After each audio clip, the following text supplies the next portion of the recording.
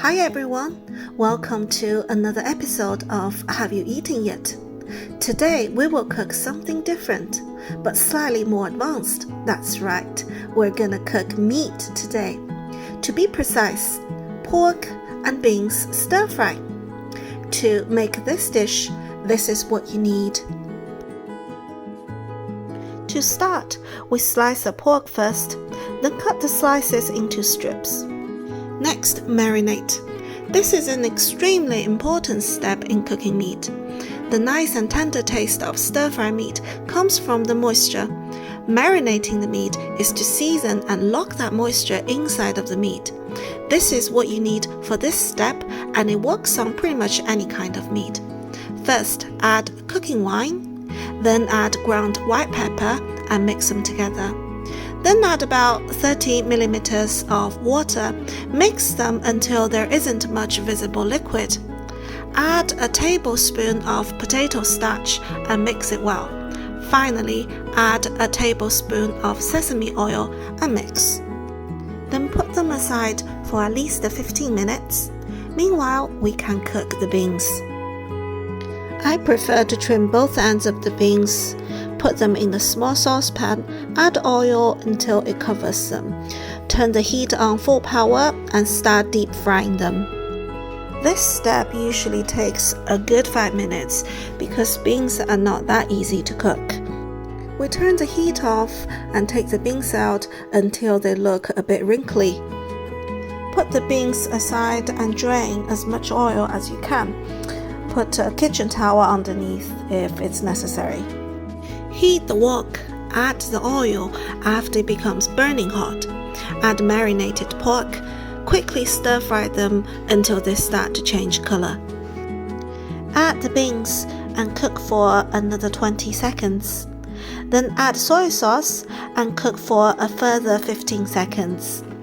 Then add the 13 spices powder if you have any, and give it a very good mix. To finish it off, add half teaspoon of sugar. So why pork and beans? Other than bits of green color makes things look nicer, there's no particular reason for that. In fact, you can substitute beans with a lot of other plain taste veggies like broccoli, onion, pepper, mushroom, carrot, even potato, as long as it's a meat plus veggie combo.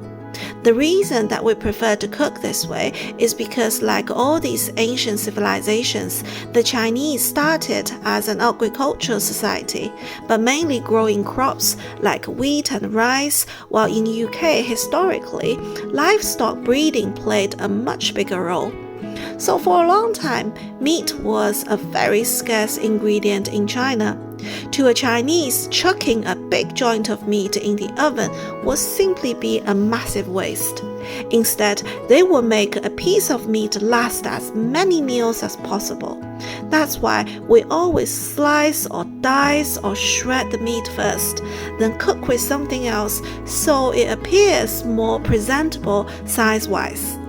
If you are dining in a Chinese restaurant, you might come across these popular dishes like boiled spicy pork slices and braised pork belly. Don't be fooled by the picture in the menu because underneath these tasty looking meat, there are a lot of vegetables. I guess this is also why we don't throw animal offals in the bin either. Over hundreds of years, Chinese came up with quite a few clever ways to cook these organ meat, like braised chicken feet, steamed beef tripe, and grilled lamb pancreas. My personal favorite is marinated pig ears. And you can imagine my big disappointment when I realized here in UK, they can only be found in the dog food section. I hope you enjoyed this video. Thanks for watching, and I'll see you next week.